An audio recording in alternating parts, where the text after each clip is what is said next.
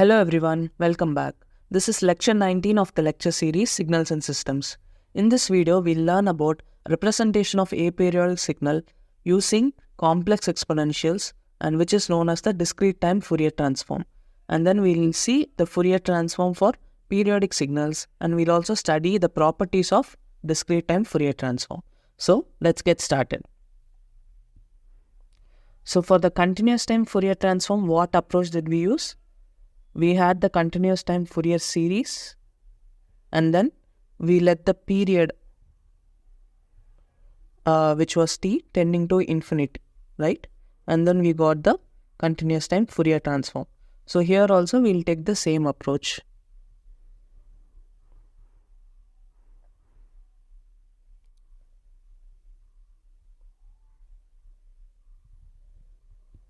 So we look at discrete time Fourier transform. So let's say we want to find the DTFT, this is also called as DTFT, of a signal, finite signal having some amplitudes from minus n1 to let's say n2, and this is a signal of interest x of n. So what I will do, I'll construct a periodic signal. Construct a periodic signal with period n, which is sufficiently large enough to take this minus n1 to n2, okay? Sufficiently large enough.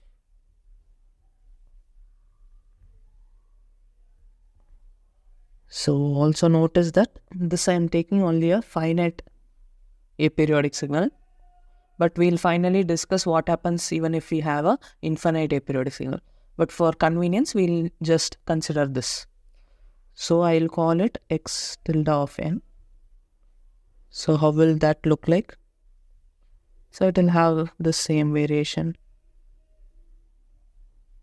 minus n1 to n2, and it will be repeated over n.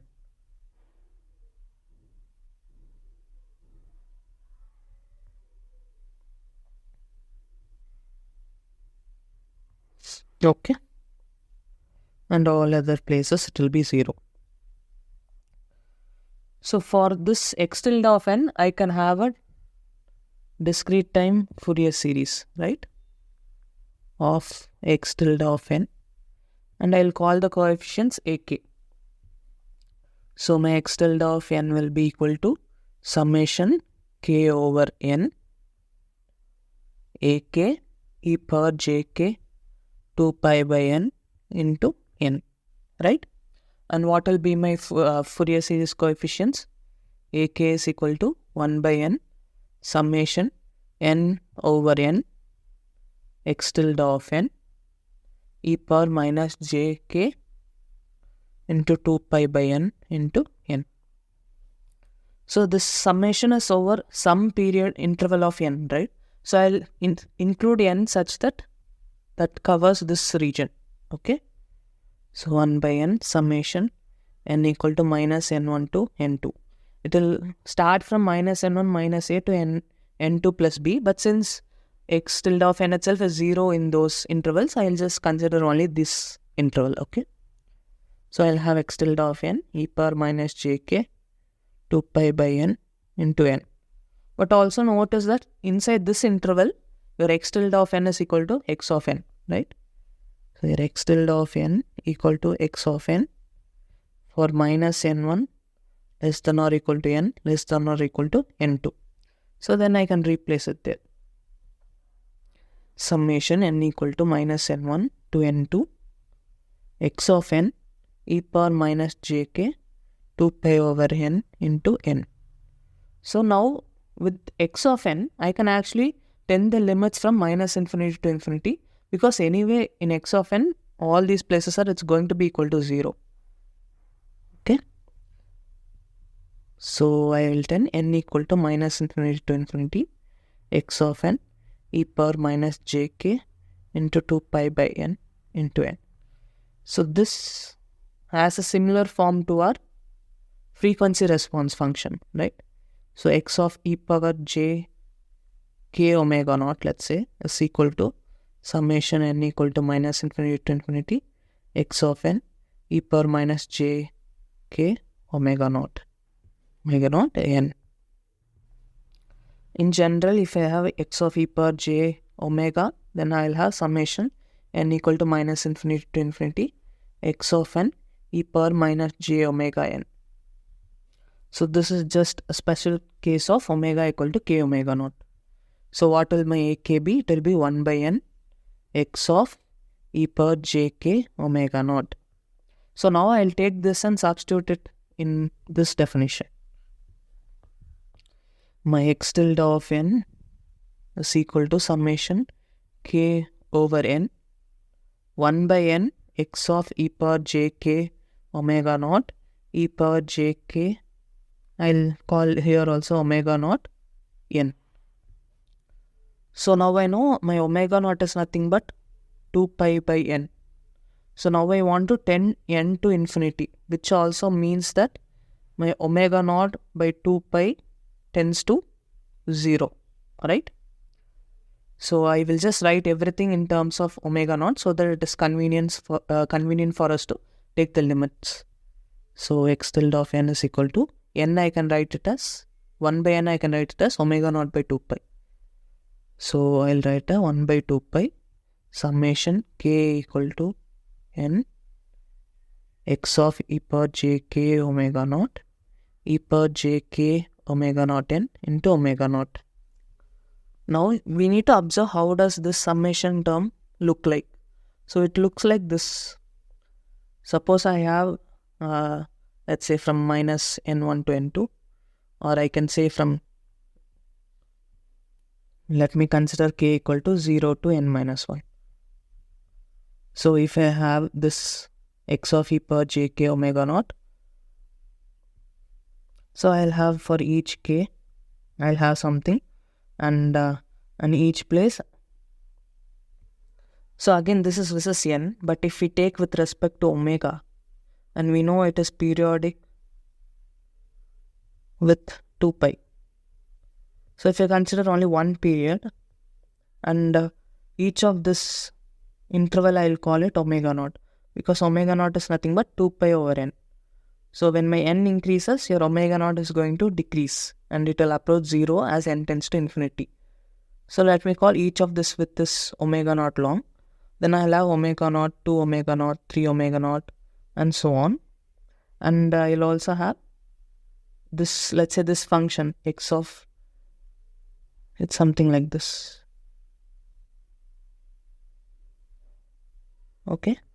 And let me call this variation is nothing but x of e power jk omega naught e power jk omega naught n. And this k is the running variable, which says at omega naught what it is, 2 omega naught what it is, 3 omega naught, and so on. And I'm just going to take the area under this curve. So as omega naught tends to 0, which means n tends to infinity, in place omega naught n into 0, you see this width becomes smaller and smaller, but the number k also increases, right? K is going to depend on n, and the number k is also going to increase. The summation term is going to increase, right? So this width is going to decrease, but your k is increasing such that this 0 to 2 pi is kept constant, right? So then what do we have? As omega naught tends to 0, you will get a smooth function from 0 to 2 pi.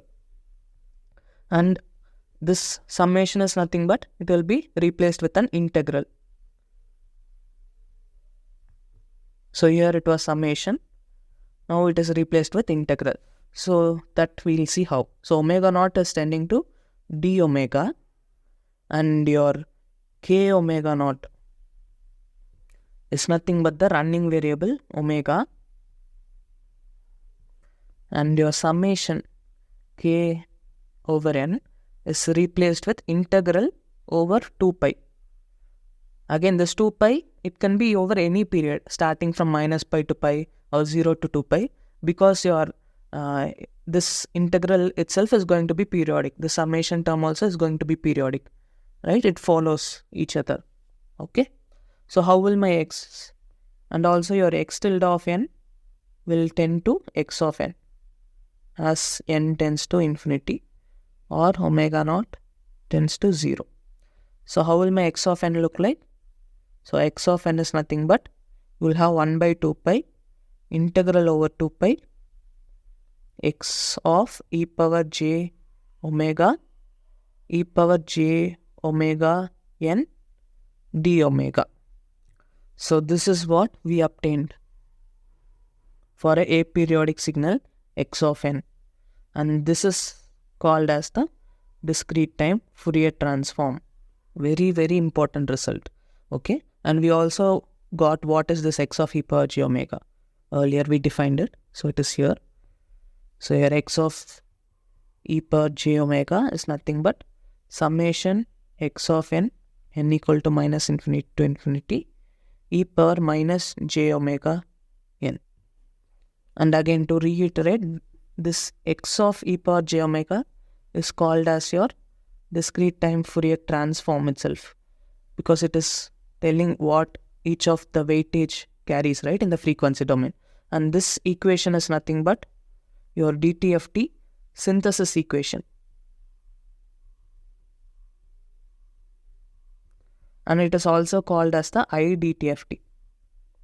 Earlier I said it is DTFT, but that is wrong. This is the one which is called as the DTFT, and this is called as the inverse DTFT. So it is called as the inverse DTFT equation.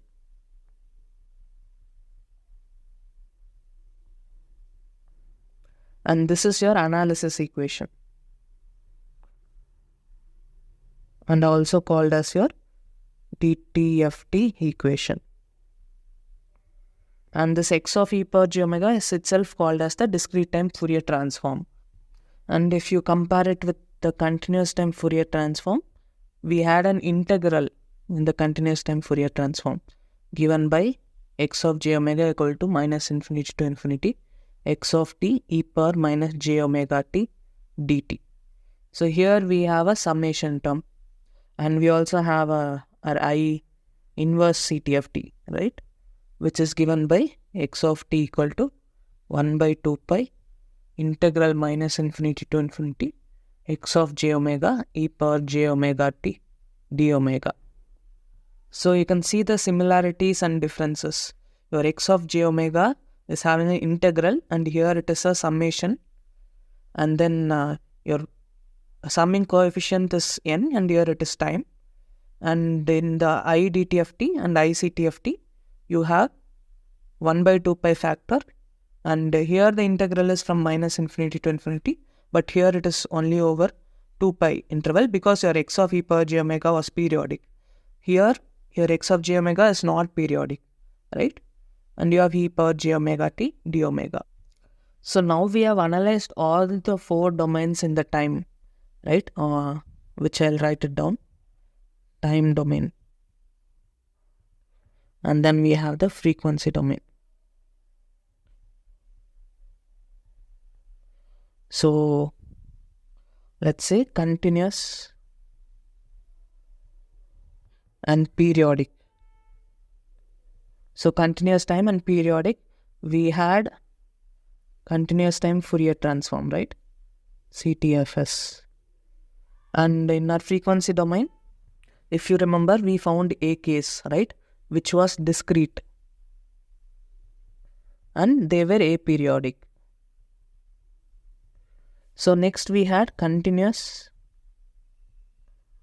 and aperiodic. So this is our continuous time Fourier transform. In the frequency domain, we had continuous and aperiodic,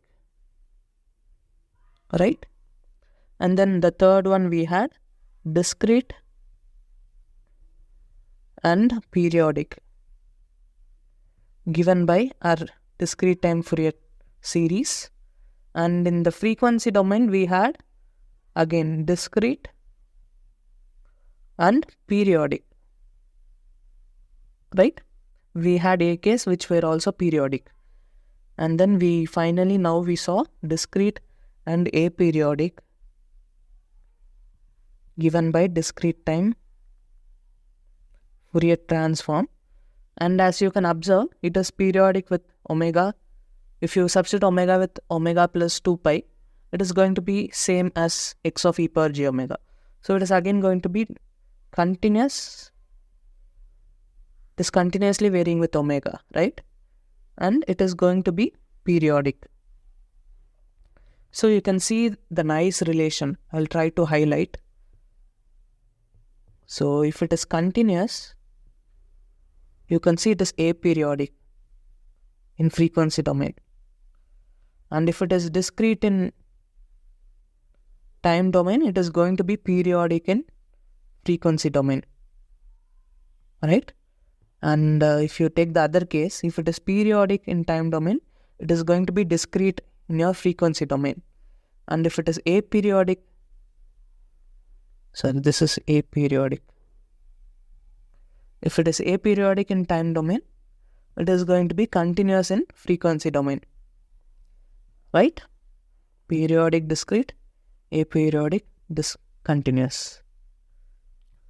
So this is a very good observation, and you can ponder why this is happening.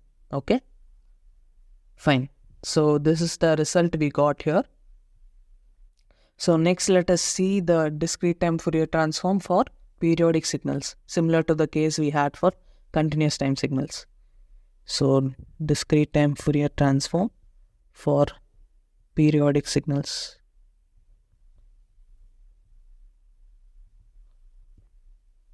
So if I just find for x of n equal to e power j omega naught n, then I can take a linear combination of them and describe them for a generalized periodic signal.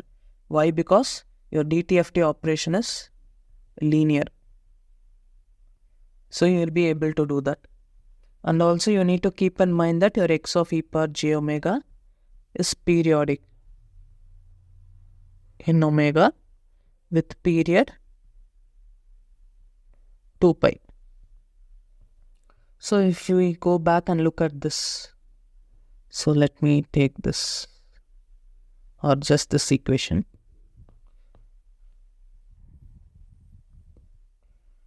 So if I want to get, okay, let me remove this first. So if I want to get x of n as e power j omega naught n, what do you think my x of e power j omega needs to be? Let me say in the interval of 0 to 2 pi. And my omega naught is between less than or equal to 0, less than or equal to 2 pi. So what should this look like? So it should be a delta function, right? Because we already have the e power j omega n. So my x of e power j omega should be equal to delta of omega minus omega naught, correct? And also we need to account for this 2 pi factor. So I'll get a 2 pi factor here. But this is not periodic, right? So if I have to repeat this over every period of 2 pi, then how I need to modify? So I need to modify it as, so 2 pi summation, let me take some variable L equal to minus infinity to infinity, delta of omega minus omega naught minus 2 pi L, correct? So now it will repeat over every 2 pi interval. So x of e power j omega, this is omega 0, 2 pi minus 2 pi. So I have omega naught here, then it will repeat here 2 pi plus omega naught and minus 2 pi plus omega naught and so on. Okay. So I can write it like this: e power j omega naught n has a Fourier transform x of e power j omega equal to 2 pi summation L equal to minus infinity to infinity delta of omega minus omega naught minus 2 pi L. And in general, my any periodic signal x of n is given by summation k equal to minus infinity to infinity ak e power jk omega naught n, where omega naught is equal to 2 pi by n. So then what will be my Fourier transform? It will be again summation k equal to minus infinity to infinity ak 2 pi you can take out also, ak summation L equal to minus infinity to infinity delta of omega minus omega naught, and also I think I missed this, right? So I should have k omega naught here, k omega naught minus 2 pi L. So if I consider only for in one interval, right, instead of writing it, making it messy, so I'll just consider in the interval 0 to 2 pi. Then I'll have 2 pi summation k equal to minus infinity to infinity ak delta of omega minus k omega naught. Okay, so your x of e power j omega is directly dependent on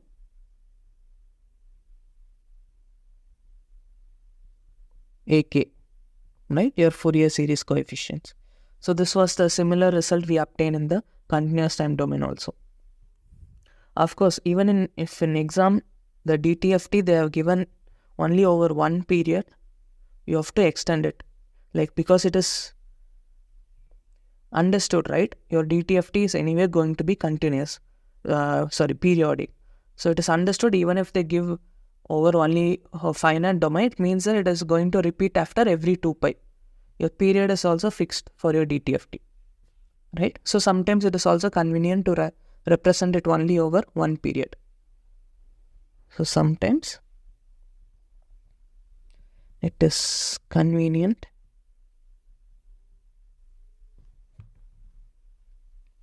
to represent the DTFT over only one period, since it is understood. Okay. So again we need to discuss the convergence issues. Convergence of your DTFT. So if you take the analysis equation given by this is the synthesis. So analysis x of e power j omega is equal to summation n equal to minus infinity to infinity x of n e power j omega n power minus j omega n. So here for this to be valid, finite, you require your summation n equal to minus infinity to infinity x of n to be less than infinity, which means that x of n should be absolutely summable, or at least your summation n equal to minus infinity to infinity mod x of n whole square should be less than infinity, which means that x of n has finite energy. Otherwise this will not be finite, right? Similarly, if you take for this is the analysis equation. If you take the synthesis equation, your x of n equal to integral 0 to 2 pi 1 by 2 pi, or I'll write over any period of 2 pi, x of e power j omega n d omega, correct? So if you see, the integral is over only finite. So finite integral. So mostly there is no any convergence issue. Mostly there is no convergence issue here. Again, since it is over finite interval, you also won't observe Gibbs phenomenon, right? Because the integral is guaranteed to converge. But still, for x of e power j omega itself to exist, you need to have a absolutely summable or x of n with finite energy. So these are the only constraints for DTFT. So now let us get into the properties of DTFT.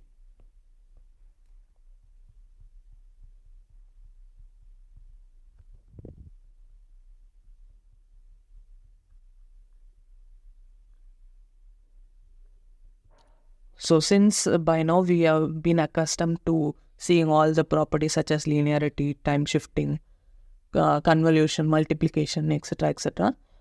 Some properties I'll not be deriving because it is straightforward.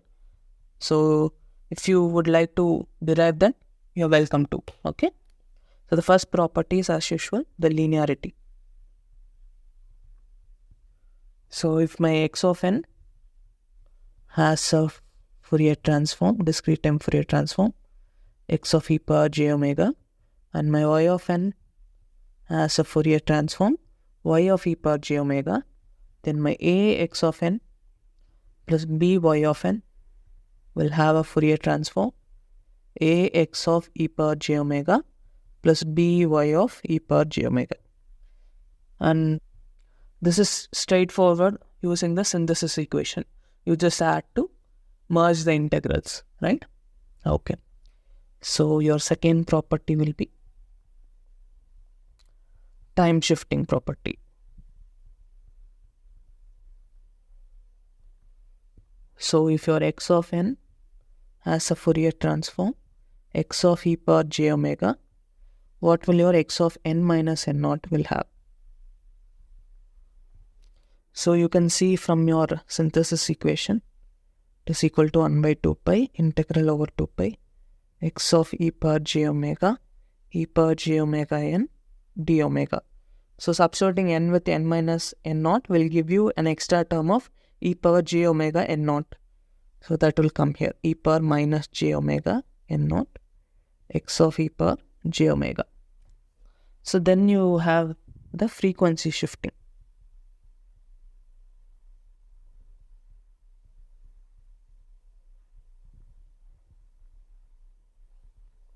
So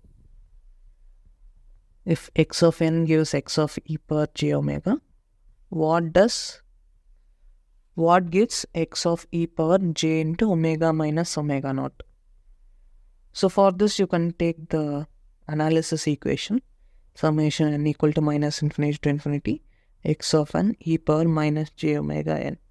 So if you substitute omega with omega minus omega naught, you will get plus e power j omega naught n term.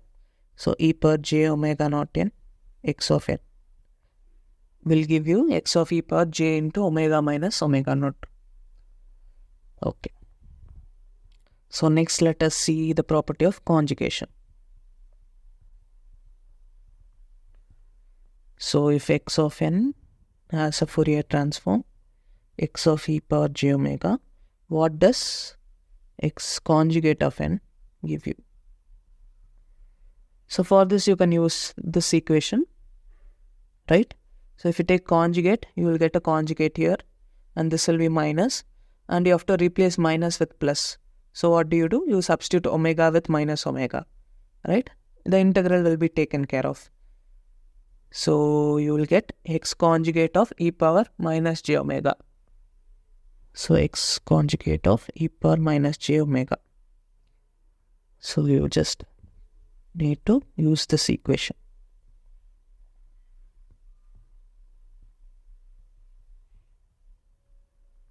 You will have minus, then substitute omega with minus omega.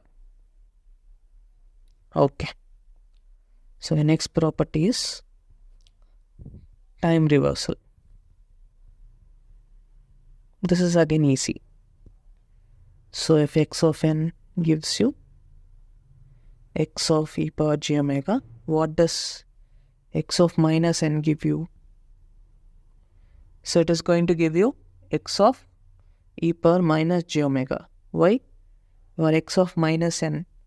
So in this equation only, if you substitute, you will get 1 by 2 pi integral over 2 pi x of e power j omega e power minus j omega n d omega. So you want to get e power j omega n. So what you do, you again substitute omega with minus omega. So then you will have x of e power minus j omega. So that is your desired Fourier transform. So your next property is, let's say, time expansion.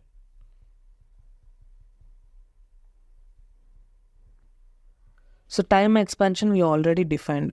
Let's say it is some xk of n is defined as x of n by k for n multiple of k and 0 otherwise. So for this, what you're going to do? So let us take a look at the analysis equation. So this is going to be equal to, let's say I want this xk of n, okay?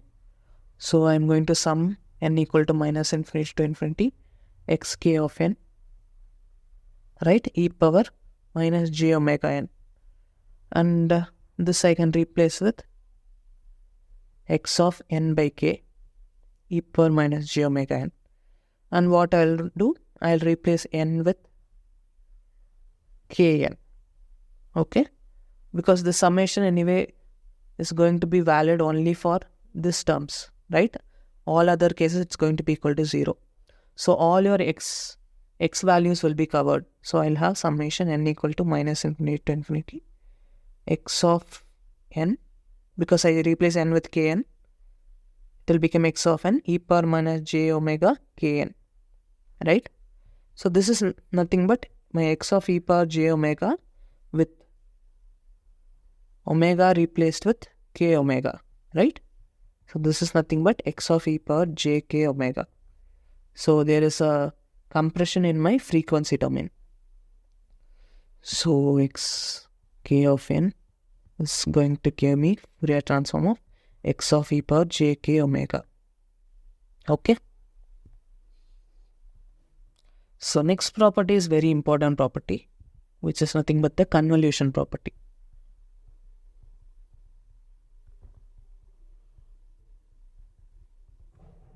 So let me say my x of n as a Fourier transform x of e power j omega, and my y of n as a Fourier transform y of e power j omega, then my x of n convolved with y of n. I need to find this Fourier transform. So instead of y, I can also take h, since it represents my LTI system's impulse response, right? And this will represent my output y of n, okay? So I need to find the Fourier transform of this. So let me start with y of n. So y of n is nothing but summation k equal to minus infinity to infinity x of k h of n minus k.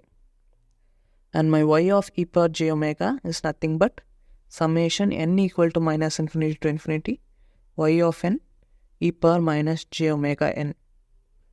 So y of n, if I substitute, it is summation k equal to minus infinity to infinity x of k h of n minus k e power minus j omega n. So here the summation is over n, so over k and then over n. So I'll just first do it with respect to n and then with respect to k. So summation n equal to minus infinity to infinity h of n minus k e power minus j omega n. So this is nothing but h of e power j omega with some time shifting. So time shifting we know how to represent. E power minus j omega n naught. N naught here is k. So I'll get this way. So I'll get k equal to minus infinity to infinity x of k e power minus j omega k h of e power j omega. So h of e power j omega does not depend on k. So I can take it outside. And my summation k equal to minus infinity to infinity x of k e power minus j omega k. So this is nothing but my x of e power j omega. So my y of e power j omega is nothing but x of e power j omega into h of e power j omega. So it is the Fourier transform of input into the Fourier transform of my impulse function, impulse response. So this is very elegant method. So instead of performing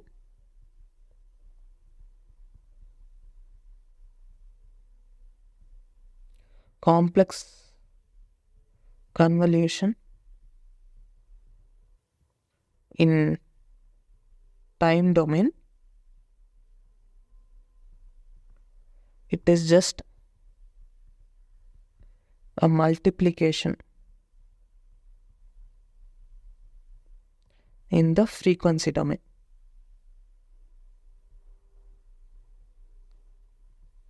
Also, you can see it as input and output, and you can see how this h of e power j omega is modifying the frequency components of x of e power j omega. So next, let us look at the multiplication property.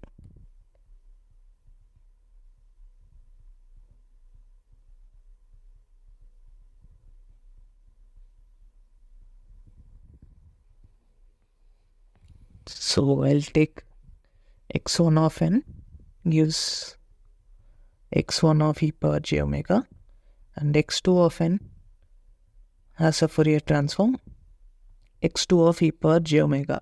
Then I need to find x1 of n into x2 of n.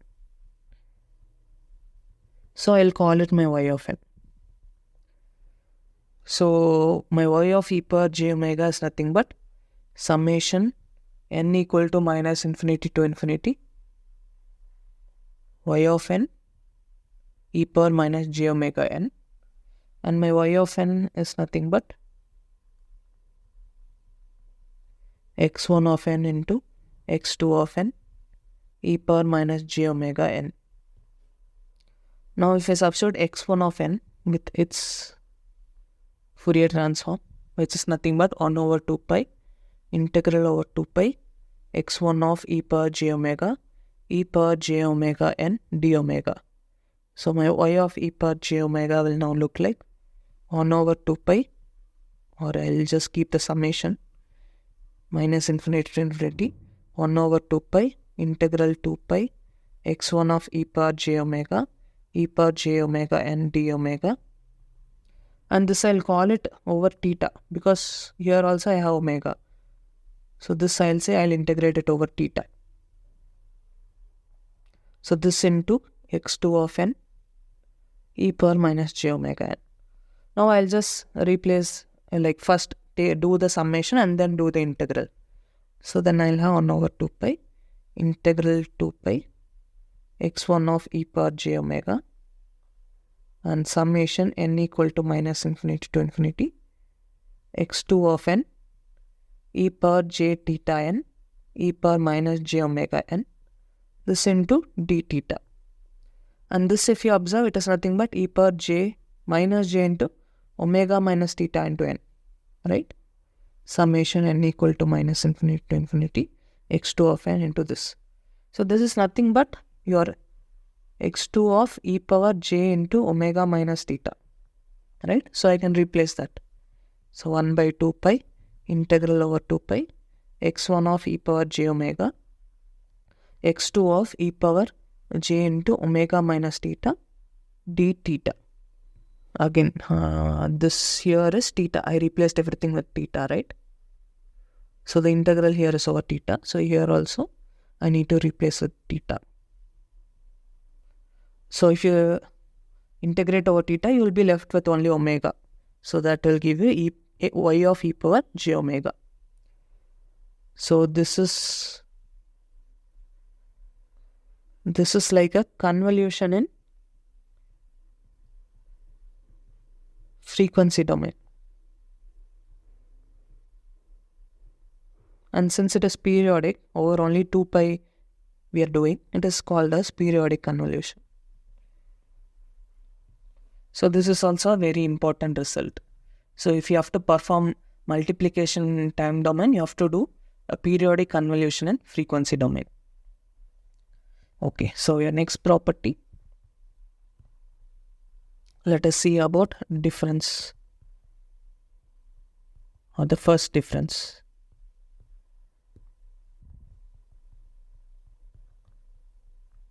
Okay, first difference, what do you have? x of n, let's say it gives Fourier transform of x of e power j omega. And what is your x of n? Minus x of n minus 1 gonna give you. So it is gonna give you your x of e power j omega minus e power minus j omega x of e power j omega. So if you combine, you will get 1 minus e power j minus e power minus j omega into x of e power j omega. So this is your first difference. And then if you have integration is called accumulation here. Accumulation in time.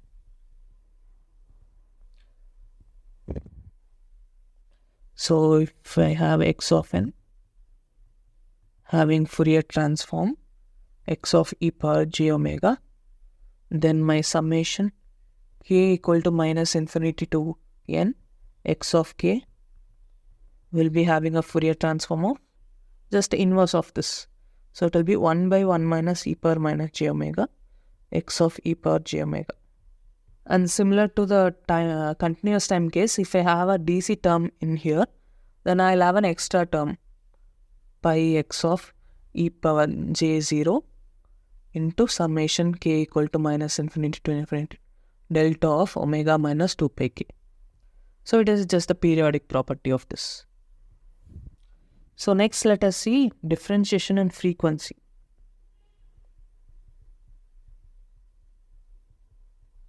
Differentiation in frequency domain.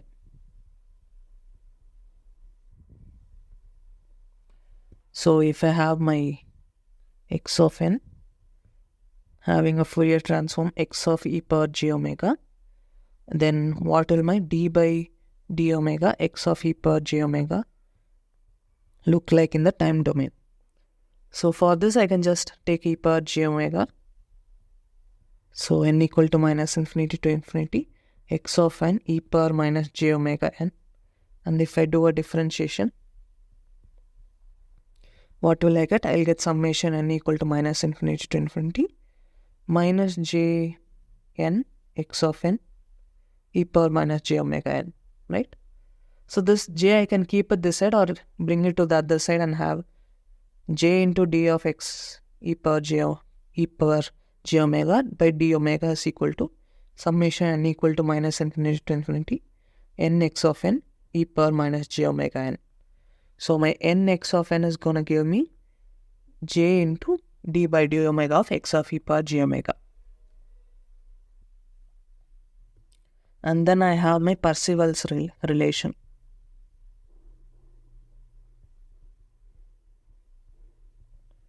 So my Parseval's relation states that if you sum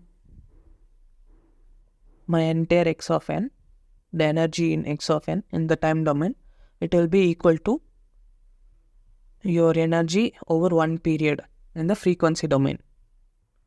So mod x of e power j omega whole square d omega. So my mod x of e power j omega whole square is also referred to as my energy density spectrum. Sure.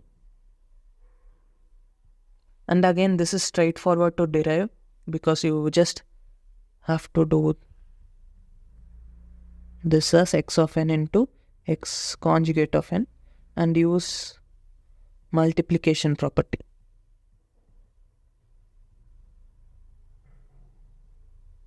Then you will arrive at this equation. So this is our Parseval's relation. So next week, let us see some symmetries. So the first symmetry we will see is for x of n being real, which means that my x of n is equal to x conjugate of n, and which means that in my frequency domain, my x of e power j omega is equal to x star of e power minus j omega. So B, my x of n is even. Then what I have? I have x of n equal to x of minus n, which implies that x of e power j omega is equal to x of e power minus j omega. So this is also even. Similarly, if my x of n is odd, x of n is equal to minus x of minus n, implies that my x of e power j omega is equal to minus x of e power minus j omega. So my x of e power j omega is also odd. So if my x of n is real and even, what will I have? My x of e power j omega will also be real and even. This we already saw. It is straightforward from this and this, right?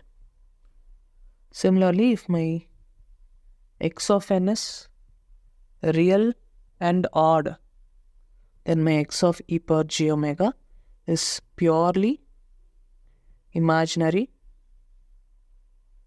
and odd.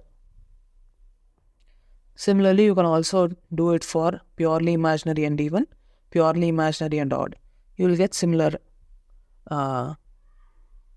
results, okay? And then if you have to decompose, let's say even decomposition,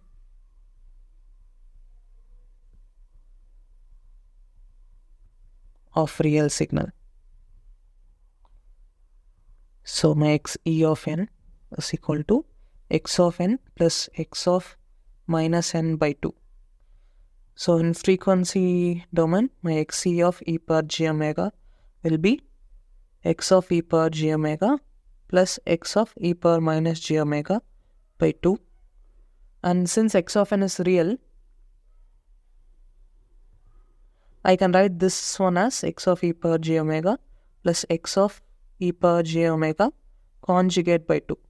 And this is nothing but my real of x of e power j omega, right? Similarly, my odd decomposition of real signal x of n is nothing but x odd of n is equal to x of n minus x of minus n by 2, which implies that my x of e power j omega is x of e power j omega minus x of e power minus j omega by 2. And again, this I can write as x of e power j omega minus x conjugate of e power j omega by 2.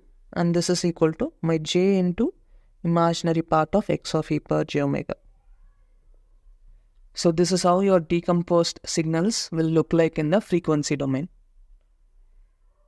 So we have covered the properties of the discrete time Fourier transform, and mostly I think everything is similar to whatever we have derived so far in the, be it the continuous time Fourier series, continuous time Fourier transform, or the discrete time Fourier series. So you can see all the symmetries in all the 4 of them, and sometimes it may be confusing, but try to stick on to your basics on how did we derive, how did we arrive, and then you will be fine. Okay guys, that's all for today.